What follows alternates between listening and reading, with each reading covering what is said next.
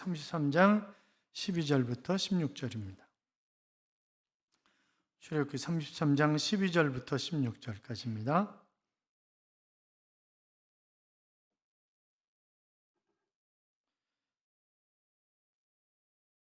교도하겠습니다. 제가 12절 있습니다. 모세가 여호와께 아뢰되 보시옵소서 주께서 내게 이 백성을 인도하여 올라가라 하시면서 나와 함께 보낼 자를 내게 지시하지 아니하시나이다. 주께서 전에 말씀하시기를 나는 이름으로도 너를 알고 너도 내 앞에 은총을 입었다 하셨사온즉 그러므로 주의 목전에 은총을 입었사오면 원하건대 주의 길을 내게 보이사 내게 주를 알리시고 나로 주의 목전에 은총을 입게 하시며 이 족속을 주의 백성으로 여호와께서 이르시되 내가 친히 가리라 내가 너를 쉬게 하리라. 모세가 여호와께 아뢰되 주께서 친히 가지 아니하시려거든 우리를 이곳에서 올려 보내지 마. 같이요. 나와 주의 백성이 주의 목전에 은총 입은 줄을 무엇으로 알리이까? 주께서 우리와 함께 행하심으로 나와 주의 백성을 천하 만민 중에 구별하심이 아니니까. 아멘. 그리고 갈매역을 이용하시는 분들 갈매역 안에 들어가면 크리스마스 트리를 해놨습니다. 그리고 배너를 설치해놨어요. 그리고 배너에다가 갈매교회 연합 이렇게 넣습니다. 그리고 교회 이름을 쭉 써놨는데 저희 교회가 설치한 겁니다. 그리고 그냥 다른 교회 이름들을 같이 넣은 거예요. 이왕이면 갈매 지역에 있는 교회들이 같이 협력해서 하는 것으로, 그리고 다른 교회들한테는 그냥 기도로 대신 받는 걸로 하겠다고 그렇게 하고 그냥 저희가 설치한 거예요. 그래서 저희 교회 열심히 하신 분들이 가셔서 남대문 시장에서 사다가 다 설치해 놨습니다. 그러니까 가다가 좀 흐트러져 있거나 그러면 잘 이렇게 똑바로 좀 해놓고 그래서요. 같이 인사하겠습니다. 주의 이름으로 잘 될 것입니다. 더 잘 될 것입니다. 끝없이 잘 될 것입니다. 아멘. 예배 자리에 함께 하신 여러분, 하나님께서 이 한 주간도 동행하심으로 잘 되는 행복한 한 주간의 삶이 될 줄로 믿습니다. 오늘 본문에 보면 제일 많이 나오는 단어가 은총이라고 하는 그런 단어입니다. 특별히 애정이 가는 것은 물론 저희 딸 이름이 은총이라 특별히 애정이 가는 것이 아니라 우리가 하나님의 은총이 아니면, 하나님의 은혜가 아니면 살아갈 수 없는 그런 삶이잖아요. 만약 우리에게서 하나님의 은총을 거둬 가신다면 우리가 얼마나 삭막한 삶을 살아가게 될까 하는 그런 생각을 하게 됩니다.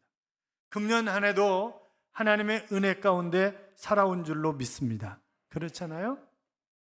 우리가 연말이 되면 다음 해에 대한 계획을 세웁니다. 또 연초도 마찬가지죠. 그런데 여러분 2022년도 이런저런 계획들을 목표를 세우셨을 거예요. 그 목표가 다 이루어지셨나요? 자, 그러면 그 목표를 다 이루었다고 한다면 얼마나 좋겠어요? 그런데 이루지 못했으면 실패한 인생입니까?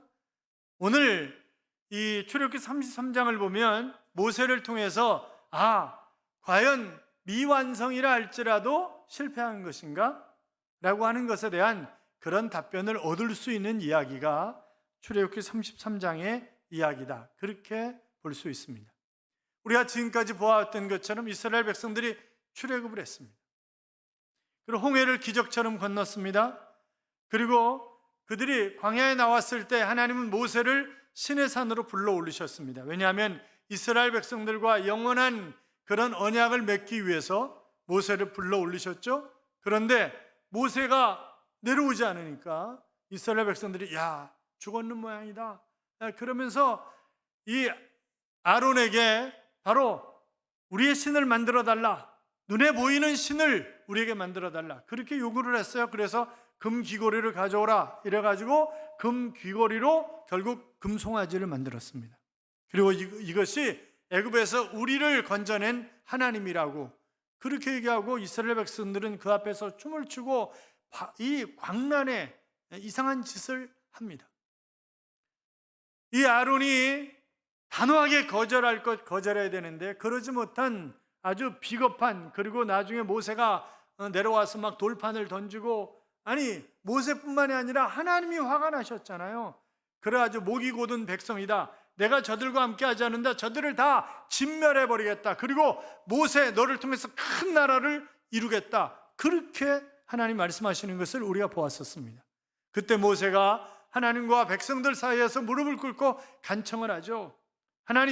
하나님의 백성입니다. 저들을 봐주셔야 합니다. 그러면서 이런저런 이야기를 합니다. 그리고 아브라함과 이삭과 야곱에게 약속하셨던 그 약속을 다시 한번 끄집어내면서 바로 하나님의 백성이라고, 그리고 차라리 저들을 용서하지 않으시려면 저를 생명책에서 지워달라 하는 그런 지도자다운 아름다운 모습을 우리가 보았었습니다. 그렇잖아요? 그때 하나님이 이렇게 얘기를 하시죠. 출애굽기 32장 34절에 보면 이제 가서 내가 네게 말하는 곳으로 백성을 인도하라. 내 사자가 내 앞서가리라. 그러나 내가 보응할 날에는 그들의 죄를 보응하리라. 이렇게 말씀을 하십니다. 거기에 백성들의 간담이 녹았습니다. 자, 뭐예요? 하나님이 모세의 기도를 들으셔서 잠시 이스라엘 백성들을 진멸하는 것을 유보하셨을 뿐이에요. 그들을 완전히 용서하신 것이 아니에요. 때가 되면 너희에게 보응하겠다 이렇게 말씀을 하셨어요. 너무나 큰 충격이었습니다. 여러분, 지금까지 모세가 살아오면서 그 출애굽과 가나안 입성에 있어서 가장 아쉬웠던, 또 가장 안타까웠던 그런 사람이 모세가 아닐까 하는 그런 생각을 하게 됩니다.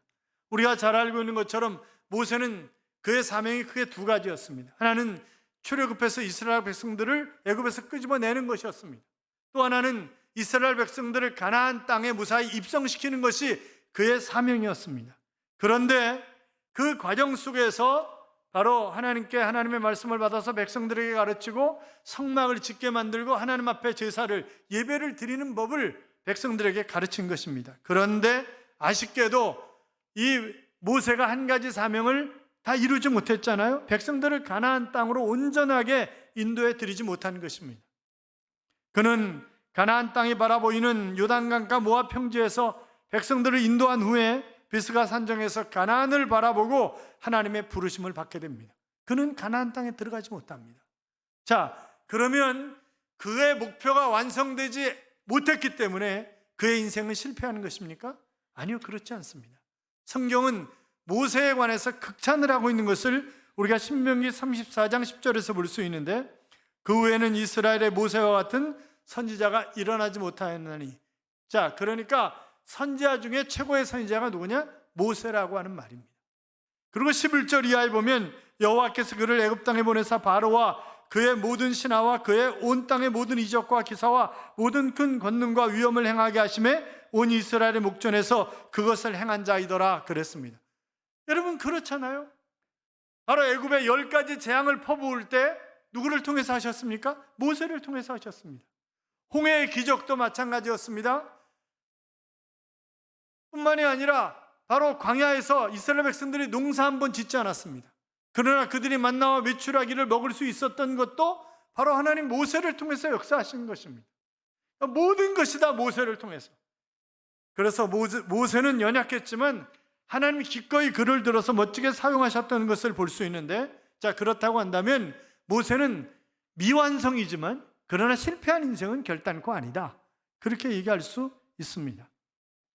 하나님께서는 모세의 삶을 실패라고 말씀하지 않으셨습니다. 그러면 그를 최고로 인정하신 이유가 도대체 무엇이었겠는가라고 하는 것입니다.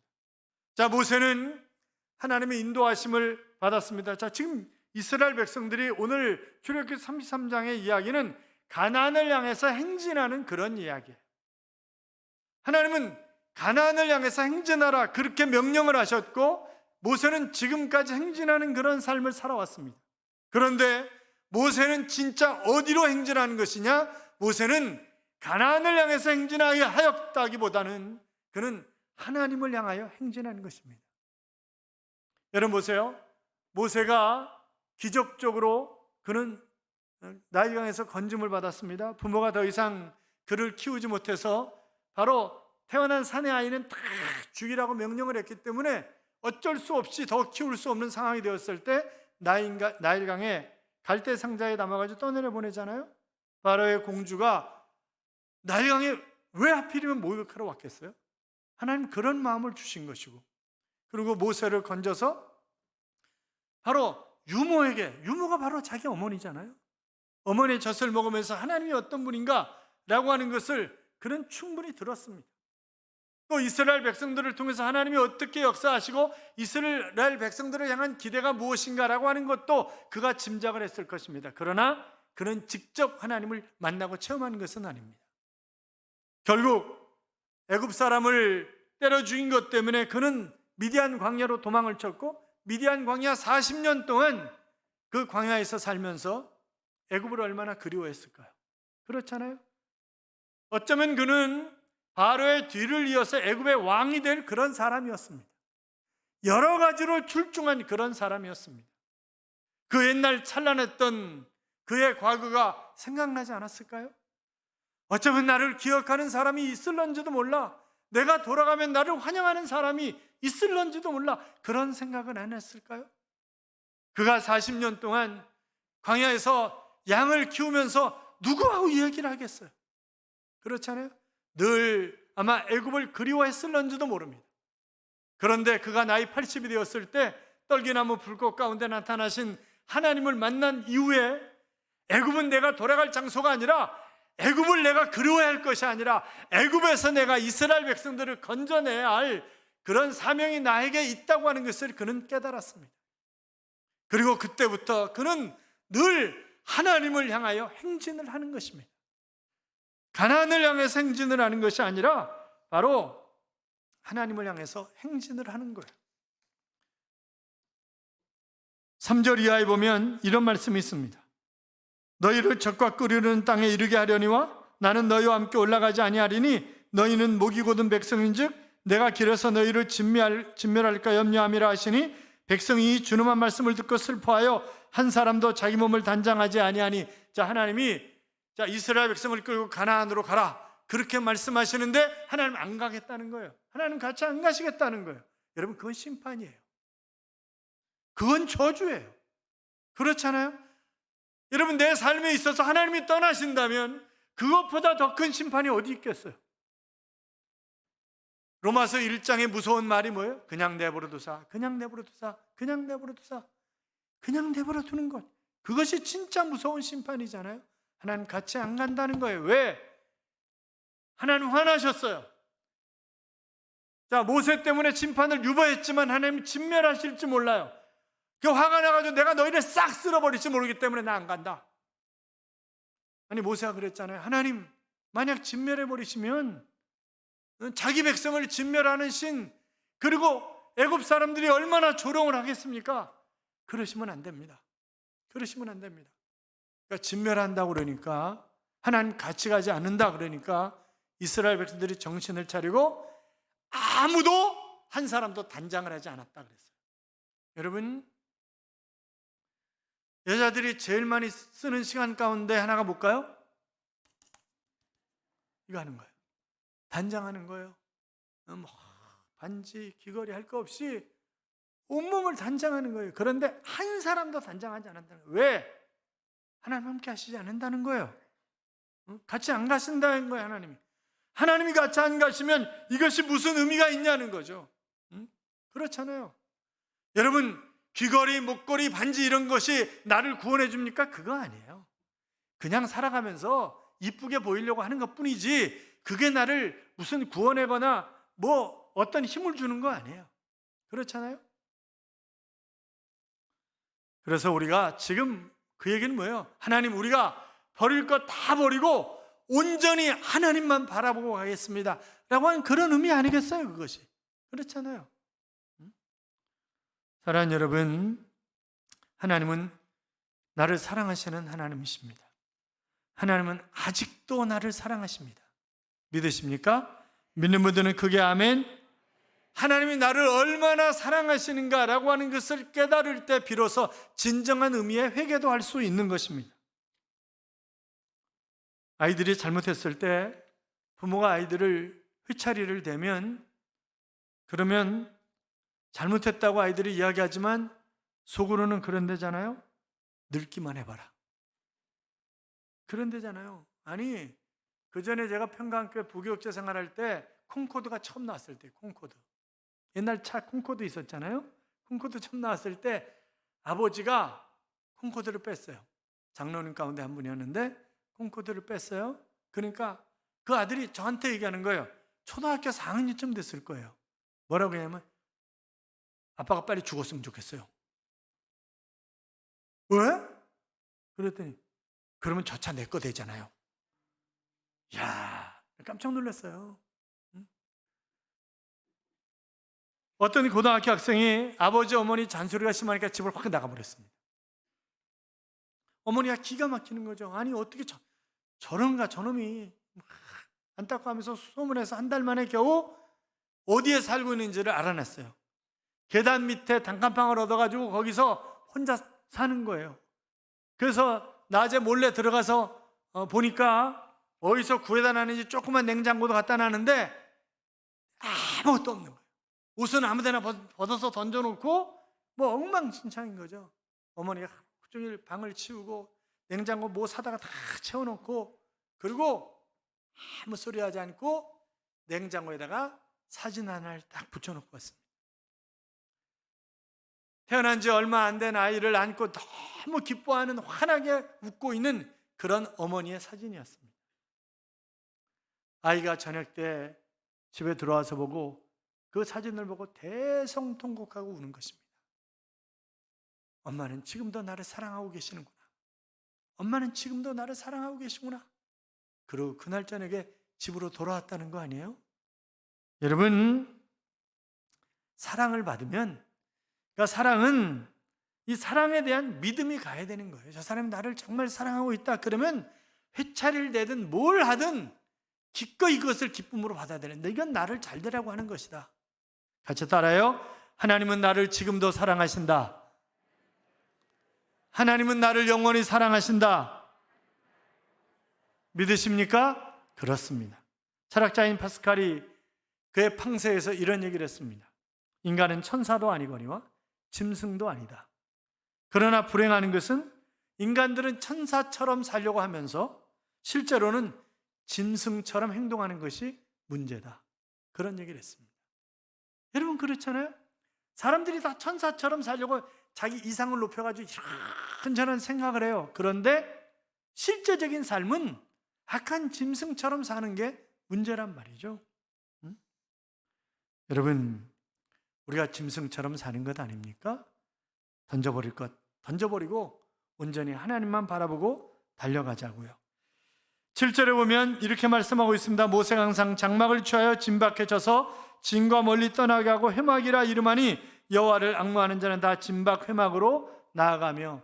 자, 모세도 이 회막을 만들어 놓고 늘 회막에 가서 백성들도 여호와를 앙망하는 자는 다 마찬가지입니다. 하나님과 함께 가겠다는 거예요. 모세가 회막에 들어갔을 때 구름이 그 회막을 감싸고 그것은 하나님의 임재, 여호와의 임재를 상징하는 그런 부분입니다. 그리고 모세가 하나님과 친구처럼 대화를 하는 것입니다. 10절 11절에 보면 모든 백성이 회막문에 구름 기둥이 서 있는 것을 보고 다 일어나 각기 장막문에 서서 예배하며 사람이 자기 친구와 이야기함 같이 여호와께서는 모세와 대면하여 말씀하시며 모세는 진으로 돌아오나 눈의 아들 젊은 수종자 여호수아는 회막을 떠나지 아니하니라. 아멘. 그러니까 하나님을 향한 행진은 계속되는 것입니다. 모세는 늘 하나님만 바라보고 하나님 가까이. 사랑하는 여러분, 우리도 하나님께로 행진을 해야 합니다. 내가 직장을 가든 밥을 하든 무엇을 하든 내 마음은 항상 하나님을 향해 있어야 된단 말이죠. 그래야 그 하나님이 나와 동행하시며 나를 보호하시고 시온의 대로를 활짝 열어주시지 않겠습니까? 내가 하나님을 향해서 행진할 때 유익이 있어요. 그것은 우리를 고통스럽게 하는 모든 것이 하나님께로 가까이 나아갈 때 다 사라진다고 하는 것입니다. 그래서 성경은 하나님께 가까이함이 복이라 그렇게 말씀하셨습니다. 비행기가 처음 개발되던 그런 시기에 비행기 몸통을 나무로 만들었다 그러죠. 어느 사람이 이제 비행기를 만들어 가지고 시험 비행을 하는 거예요. 그래가지고 비행기를 타고 올라가는데 바사락바사락 소리가 나더라는 거예요. 쥐가 비행기 몸통을 긁는 거예요. 야, 이거 내릴 시간은 아직도 많은데 멀리 왔는데 이거 어쩌면 좋은가? 그리고 가만히 생각해 보니까 쥐 같은 설치류는 높이 올라가면 숨을 쉬지 못하고 죽는다. 라고 하는 것을 읽은 것이 생각이 나더라는 거예요. 그래서 얼른 비행기를 급상승했답니다. 그랬더니 조금 있다가 바스락거리는 소리가 사라지더라는 거예요. 그 쥐는 죽은 거죠. 사랑하는 여러분, 우리가 기억해야 할 것은 위로 날아오르니까 쥐가 죽었던 것처럼 우리도 하나님께로 날아오를 때 우리를 고통스럽게 했던 모든 것들은 다 사라지는 것입니다. 모세는 지금까지 계속 유지해온 하나님과의 친밀한 사귐의 터 위에서 하나님 앞에 간구하는 것입니다. 하나님의 백성을 잘 인도하게 해달라고 하는 거죠. 하나님께서는 은혜 베풀 자에게 은혜를 베푸시고 긍휼히 여길 자를 긍휼히 여기시는 하나님이십니다. 자, 우리가 12절부터 14절까지 봐요. 같이 읽겠습니다. 시작. 여호와께 아뢰되 보시옵소서, 주께서 내게 이 백성을 인도하여 올라가라 하시면서 나와 함께 보낼 자를 내게 지시하지 아니하시나이다. 주께서 전에 말씀하시기를 나는 이름으로도 너를 알고 너도 내 앞에 은총을 입었다 하셨사온즉 내가 참으로 주의 목전에 은총을 입었사오면 원하건대 주의 길을 내게 보이사 내게 주를 알리시고 나로 주의 목전에 은총을 입게 하시며 이 족속을 주의 백성으로 여기소서. 여호와께서 이르시되 내가 친히 가리라 내가 너를 쉬게 하리라. 아멘. 자, 은총을 입혀달라. 그리고 간곡하죠. 하나님의 백성으로 여겨달라 라고 간구합니다. 그때 하나님이 내가 같이 가겠다. 그리고 내가 너를 쉬게 하겠다. 이렇게 말씀하십니다. 이것보다 확실한 동행의 약속이 어디 있겠어요? 그렇잖아요? 여러분, 무능한 사람이 아무리 많은 약속을 한다 할지라도 그 힘이 없으면, 능력이 없으면 그건 의미가 없는 거예요. 저도 가끔 가다가 제 아내한테 싫은 소리를 들을 때가 있습니다. 이제 개척 초기에 회물을 전부 다 이거 하나님 앞에 드리자고 그래 다 팔아가지고 교회 개척하고 교회를 섬기는데 다 썼어요. 그리고 그때 제가 뭐라고 약속했냐면 이 다음에 더 큰 거 사줄게. 아직까지 못 사줬거든요. 그런데 어제도 그 얘기를 하는 거예요. 아직까지 약속을 안 지키고 있다고. 그러면서 또 뒤에 그래도 하나님 앞에 바쳤으니까 이제 그런 얘기를 하던데, 여러분, 강력한 왕이 어떤 약속을 하면 그가 지킬 수 있는 그 능력만큼 우리는 믿게 됩니다. 그런데 만왕의 왕이시고 만주의 주이신 하나님이 약속을 하셨는데 그 약속을 왜 못 믿겠어요? 그렇잖아요?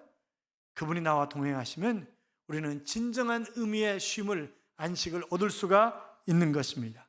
사랑하는 여러분, 하나님이 어떤 일을 나에게 하라고 성령을 통해서 감동을 주시거나 그러시잖아요. 그러면 그 일을 할 수 있는 능력도 함께 주시는 거예요.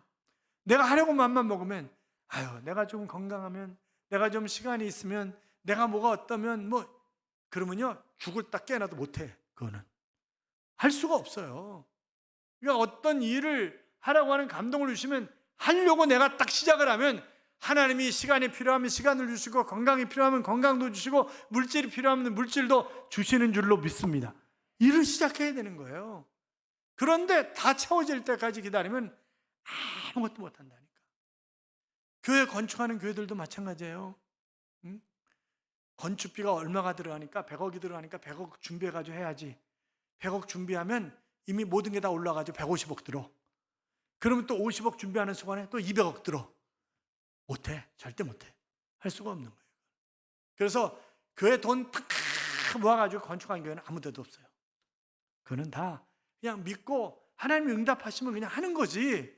그러다 보면 필요한 것을 다 채우시고 힘들고 어려운 과정도 거치지만 그런 하나님이 역사하시는 것을 우리가 실감나게 체험할 수 있는 것 아니겠어요? 사랑하는 여러분, 우리가 하나님과 동행하는 삶을 살아갈 때 하나님이 친히 함께 가시고 우리에게 진정한 안식을 주실 줄로 믿습니다. 그러므로 성령의 사역을 거부하거나 우리가 부인해서는 결단코 안 되는 것입니다. 모세가 처음에는 하나님의 길을 보여달라 그러더니 나중에는 18절에 가면 주의 영광을 내게 보여달라 그렇게 이야기하는 것을 볼 수 있습니다. 근데 이제 하나님이 이렇게 얘기하세요. 내가 내 등은 보게 될 것이다. 그러나 얼굴은 보지 못한다. 얼굴을 보는 순간 죽을 것이다. 그렇게 말씀하세요. 그러나 부분적으로 보여주시겠다는 거예요. 그건 함께 하시겠다고 하는 그런 증거죠. 사랑하는 여러분, 우리가 기도하면 하나님은 우리에게 놀라운 그런 역사를 행하시고 우리에게 세미한 음성으로 말씀하실 뿐만이 아니라 우리가 이 모양 저 모양으로 자연을 통해서든지 사람을 통해서든지 우리에게 보여주시는 그런 하나님이시고 응답하시는 하나님이십니다.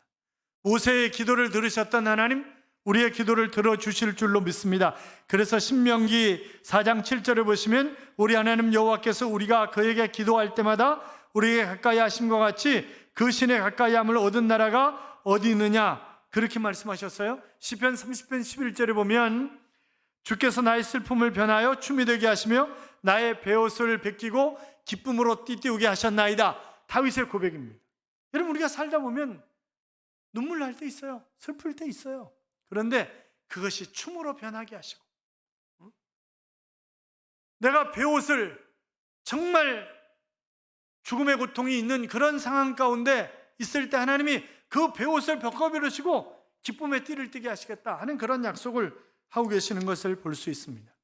앤드류 모레이 목사님이 이런 얘기를 하셨어요. 우리가 고난을 당할 때 하나님은 왜 때때로 지체하시는가? 우리가 고난을 당할 때 하나님은 왜 침묵하시는가? 그 이유는 하나님께서 지체하실 때마다 우리에게 갑절의 복을 주시려고 준비하고 계시는 것이다. 그러니까 침묵이 길어질수록 하나님의 복도 커진다. 이제 그런 얘기를 하고 있는 것입니다. 미국의 매사추세츠 병원의 유명한 정신과 의사인 에릭 린드맨이 그 조사한 통계가 있어요. 어떤 극한 고통을 겪잖아요. 그런데 그 극한 고통 속에서 믿음으로 이겨낸 사람들, 대부분의 사람들이 고통 전보다 훨씬 더 잘 되더라고요. 사랑하는 여러분, 힘들고 어려우십니까? 여러분을 더 잘 되게 하실 줄로 믿습니다. 2018년 9월 29일 날 인도네시아 팔루공항에서 지진과 쓰나미에도 불구하고 빨리 이륙해서 비행기 대형 참사를 막은 그런 바틱 항공의 조종사에 대한 이야기를 기억하고 계시는 분들이 계실 것입니다. 마펠라라고 하는 기장인데 그는 신실한 그리스도인입니다.